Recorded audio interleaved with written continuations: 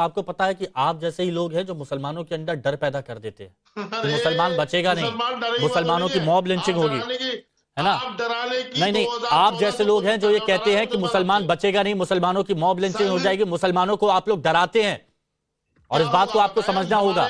हमारे घर रावत साहब बताइए, मॉब लिंचिंग, लोग मार दिया आपने। रावत साहब, doctor HS. Rawat, doctor HS. Rawat बताइए सर, क्या मॉब लिंचिंग हो जाएगी क्या अगर मुसलमान वहां पर जाएगा? और उसी डर की वजह से मौलाना शहाबुद्दीन रज़वी का ये बयान। देखिए हिमांशु जी, मैं बताना चाहता हूं, आज तक के इतिहास में कभी कुंभ के अंदर इस प्रकार की बातें नहीं हुई हैं। वो एक धार्मिक स्थल है, जैसे कि इनका मक्का मदीना है। अब मक्का मदीना के अंदर क्या मॉब लिंचिंग होगी? क्योंकि वहां तो हिंदू जाना ही वर्जित है। जब इनके यहाँ हिंदू जाने के लिए उनको वर्जित है, दूसरे धर्म के लोग जो नहीं जा सकते, तो फिर हम क्यों वहां पर बुलाएं? हमें जरूरत क्या है? क्योंकि जब आप इस प्रकार की हरकतें करते हैं कि आप फ्रूटों को थूक लगा के बेच रहे हैं, आप रोटियों पे थूक लगा रहे हैं, आप मिठाई के अंदर पेशाब डाल रहे हैं, आप कहीं ना कहीं पान में थूक देते हैं, जब इस प्रकार की बातें होती हैं तो आदमी का दिल खट्टा होता है। जब आपके यहाँ पर रमजान का, जब आपके यहाँ रमजान का महीना चलता है तो उस समय आपके यहाँ से फतवा जारी हो जाता है कि रमजान के महीने में किसी हिंदू की दुकान से कोई भी चीज न खरीदे, क्यों? वो गौमूत्र का छिड़काव करते हैं। यानी आपके अंदर तो इतनी चीजें, आपने नफरत की। अगर हमारे साधुओं और हमने रोक लगा दी तो आप बिलबिला रहे हैं, आपको तकलीफ हो रही है, आपका बिजनेस पूरा है। इस समय जम्मू कश्मीर के अंदर आप हत्याएं कर रहे थे, बलात्कार कर रहे थे, उस समय। अच्छा रावत साहब एक बात बताइए, रावत साहब ये सवाल मैं आपसे भी पूछता हूं, रावत साहब प्लीज इसका जवाब दीजिएगा। तो ये सिर्फ छोटे दुकानदारों के लिए क्यों? जैसे जो बड़े बड़े हैं, जैसे मान लीजिए वहां पर पार्किंग के लिए अगर मान लीजिए कोई मुसलमान है, उसके पास कोई टेंडर है, या फिर जो ट्रांसपोर्टर हैं, किसी की बसें लगी हुई हैं, तो वहां वो सेवाएं लेंगे, उसमें तो आपको कोई दिक्कत नहीं होनी चाहिए। तो ये छोटे छोटे लोगों के लिए दिक्कत क्यों कि वहां पर मत आइए? देखिए हिमांशु जी, सबसे बड़ी बात है, जितने भी छोटे छोटे लोग हैं या होटल वाले हैं या चाय वाले हैं, यही सबसे ज्यादा धर्म भ्रष्ट वाला काम कर रहे हैं। इन्हीं के दिमाग में वो वायरस डाला हुआ है कि आप इनको, इनके जो फल है उनको थूक लगा के दीजिए, या जो भी नरेंद्र मोदी साहब के तरीके पे चल रहे हैं। आमलेट डाल दीजिए, आप उसके अंदर मीट डाल दीजिए, उसमें पेशाब डाल दीजिए, जूस में थूक दीजिए। ज्यादातर वो आपको लगता होगा अजहरी साहब, तो धर्म भ्रष्ट होगा ना फिर, और जब उनका धर्म भ्रष्ट होगा तो उनको रोकना बहुत जरूरी है। जब ये लोग अपने लिए इतने पाक साफ हो सकते हैं, तो हम क्यों नहीं पाक साफ हो सकते? अजहरी साहब, डॉक्टर एच.एस. पे बातें सामने आ गई। ठीक है, अजहरी साहब, डॉक्टर एच.एस. रावत की तरफ से अगर कोई बात कही गई तो यूं ही हवा में नहीं कही गई, चाहे वो हिमाचल हो, उत्तराखंड हो, या फिर दिल्ली हो, नोएडा हो, कई जगह ऐसी तस्वीरें आई हैं जहां पर काफी कुछ मिलाया गया है, मानव अपशिष्ट मिलाया गया है, उसको लेकर उन्होंने अपनी चिंता जाहिर की है। ठीक है, इस पर भी मैं आऊंगा थोड़ी देर और यहां पर मैं अवधेश जी 1 मिनट। सूर्य प्रकाश बैतल जी, आपका भी रिएक्शन बताइए, क्यों ये सब किया जा रहा है, बताइए। धन्यवाद। पहले तो आपको और पूरे देश को भारत माता की जय, वंदे मातरम। और देखिए, मैं तो सहमत हूं आचार्य श्री से। उन्होंने कहा ना कि ये जो तबका है, ये तबका मौलवियों को भगवान मानता है, खुदा मानता है। ये मौलवियों की तकरीरों के ऊपर अपनी जिंदगी को जो है वो तय करता है।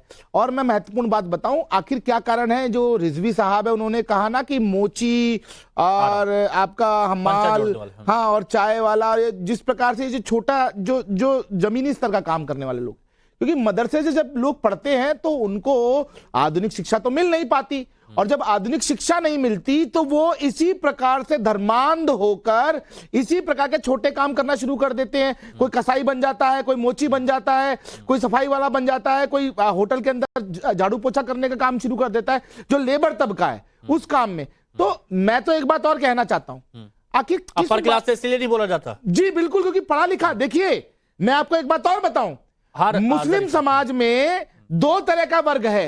एक है पढ़ा लिखा वर्ग, जो कि चीजों को समझता भी है। अब ये जो हमारे साथ में हमारे मित्र बैठे हुए हैं, बिलाल खान, ये एडवोकेट हैं।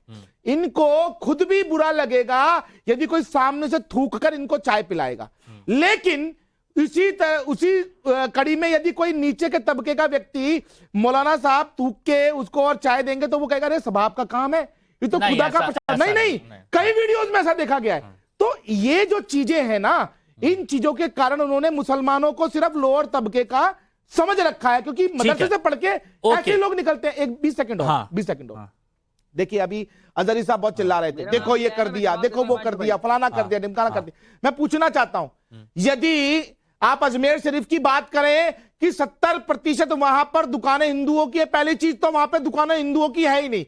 वहां पर जो 1.5 किलोमीटर 2 किलोमीटर तक का एरिया है ना, वहां पर सारा माइनॉरिटी डोमिनेटेड है। केवल वहां पर जो श्रद्धालु जाता था कुछ टाइम पहले तक, उसमें 90% जो है वो हिंदू होता था, क्योंकि इस्लाम में तो दरगाह और जो मैं कहूं कि मज़ारे हराम होती है।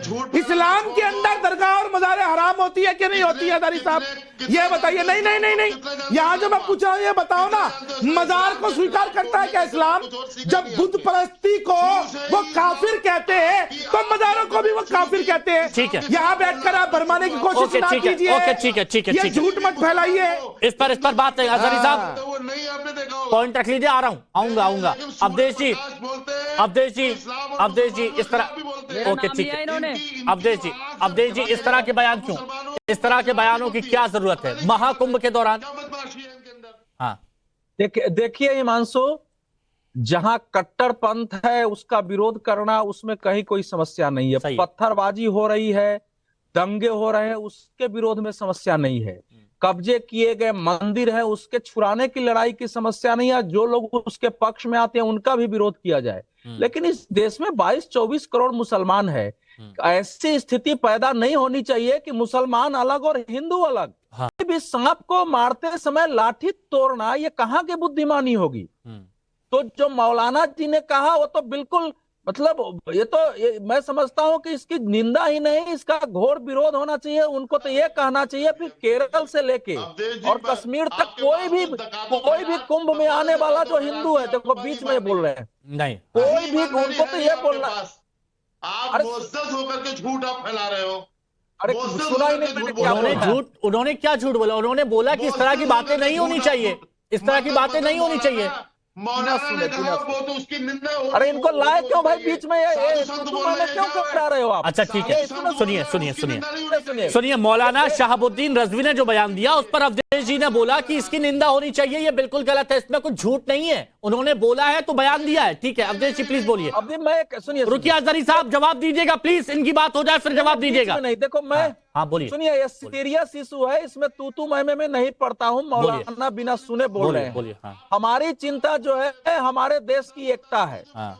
और मुस्लिम कट्टरपंथ से उस एकता को समस्या पहुंचे, लेकिन सारे मुसलमानों को हम मान लें कि कट्टरपंथी है। हाँ। सारे मुसलमान थूक लगाते हैं। हाँ। सारे तो इससे समस्या फिर एक नया पाकिस्तान देश में बनेगा। इसीलिए उस सोच समझ के बात करने की जरूरत है। चाहे वो पंक्चर बनाने वाला हो, चाहे होटल चलाने वाला हो, उसको इस देश में काम करने का अधिकार है। हाँ। और उसके अधिकार को कोई छीनना नहीं जा सकता है। किसी ने भी बयान दिया है तो उस बयान के कारण को देखना चाहिए कि इतनी अविश्वसनीयता क्यों पैदा हुई है। अभी तक किसी हिंदू धर्म के गुरु ने पहले नहीं बोला, आज बोलने की नौबत क्यों आ रही है? क्यों आई?